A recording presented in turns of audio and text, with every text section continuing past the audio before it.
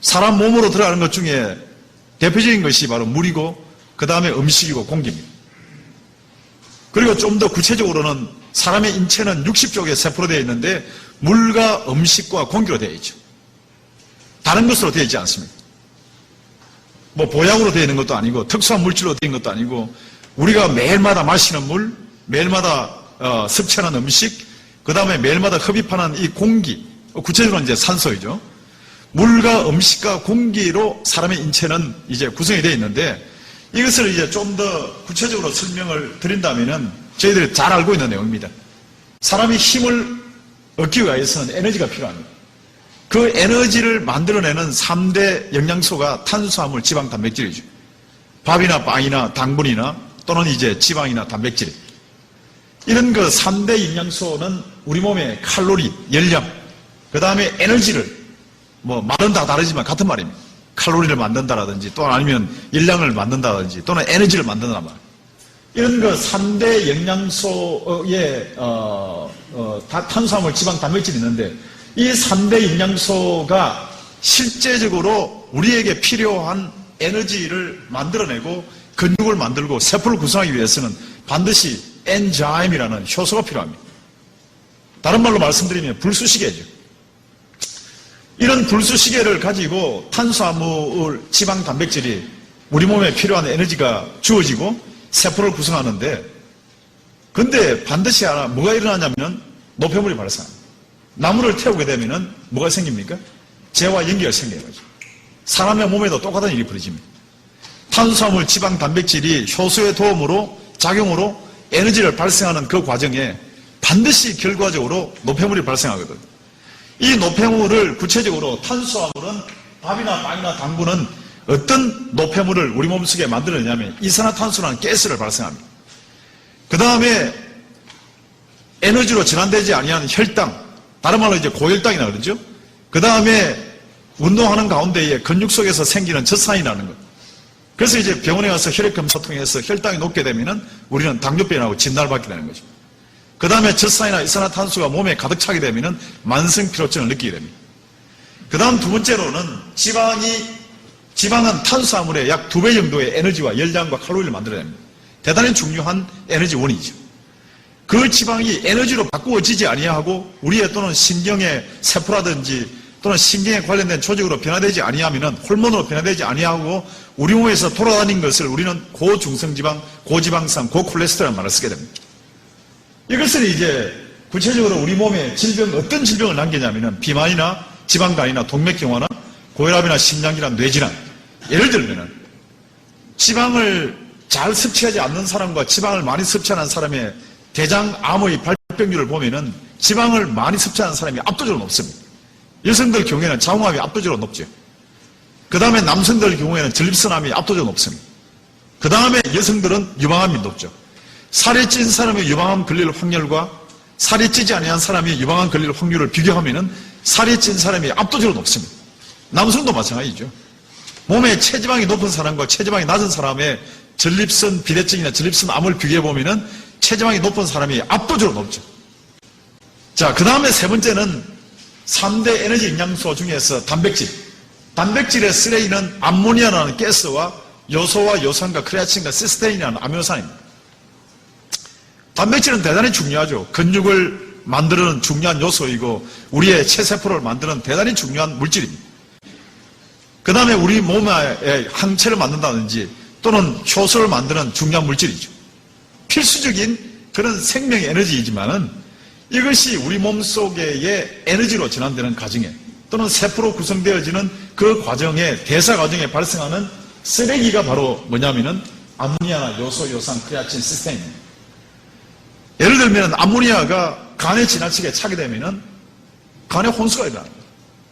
머리에 차게 되면 혼수 상태 빠지는 거죠.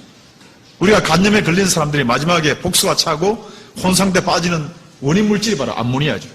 기억이 둔해진다든지 간염이나 지방간이 있는 사람들한테 자기 열쇠를 어디에 넣는지 기억을 잘 못한다든지 차를 어디에 세웠는지 모르는 경우는 대부분 다가 이 암모니아가 우리 몸에서 그런 독성으로 작동하기 때문에 그 다음에 요소나 요산, 크레아틴이 높게 되면 심장염이나 심부전에 걸리게 됩니다.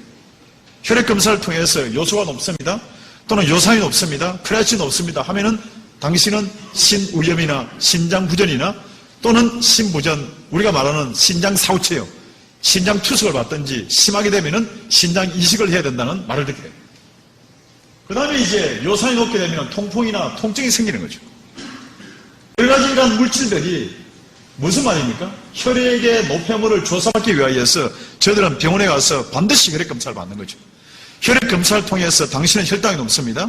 당신은 지방이 높습니다. 아니면 당신은 요소나 요산이나 크레아틴이 높다. 무슨 말입니까? 우리 몸의 질병을 일으키는 모든 뿌리는 우리가 먹는 음식이라 이 말이에요. 음식이 질병을 일으키는 뿌리이지 특별한 물질이 발생되는 게 아니죠. 물론 이제 제가 막 말씀드린 것처럼 한 10% 정도는 화학물질이라든지 병원균, 박테리아나 바이러스가 알레르기를 일으킨다든지 아토피성 피부를 일으킨다든지 각종 염증이나 감염성 질환을 일으키죠. 하지만 현재 우리의 삶의 질을 떨어뜨리는 것은 대부분 다가 우리가 음식을 통해서 섭취했던 탄수화물, 지방, 단백질의 쓰레기가 이런 질병을 일으킨다.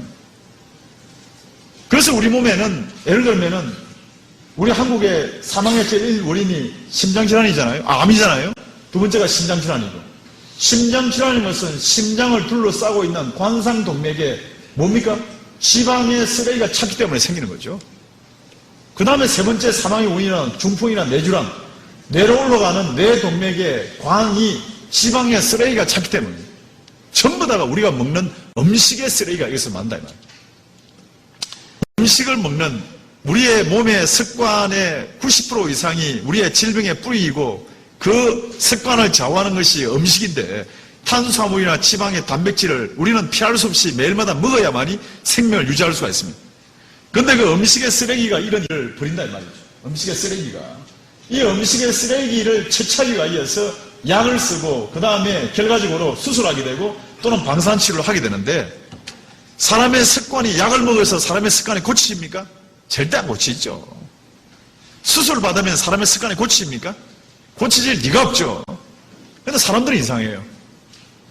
사람들은 자기가 가지고 있는 질병의 이런 수많은 질병의 뿌리가 당뇨는 과도한 탄수화물이나 지방의 문제, 그 다음에 비만, 지방간, 동맥경화, 고혈압 다 이런 음식에서 오는 음식의 습관이 잘못되어서 음식에 대한 균형을 잃어버리기 때문에 발생하는 질병인데 이 결과적인 현상을 약이나 수술이나 또 아니면 방사치료나 각종 현대학의 치료 기법으로 제거하고 억제하고 조절한다 해서 내가 먹는 음식의 습관이 고쳐지냐 이 말이죠.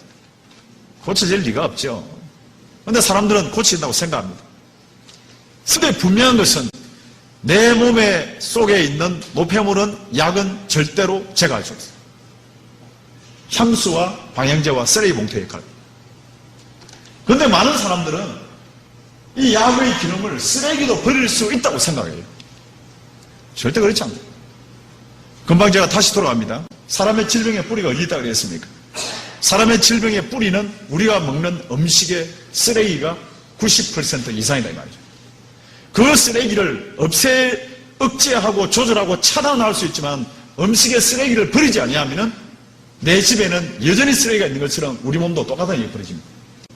그래서 사람이 탄수화물과 지방, 단백질을 먹지 않으면 심장이 24시간 동안 뛸 수가 없습니다. 그 다음에 우리 몸의 각종 세포는 살아남지를 못하죠.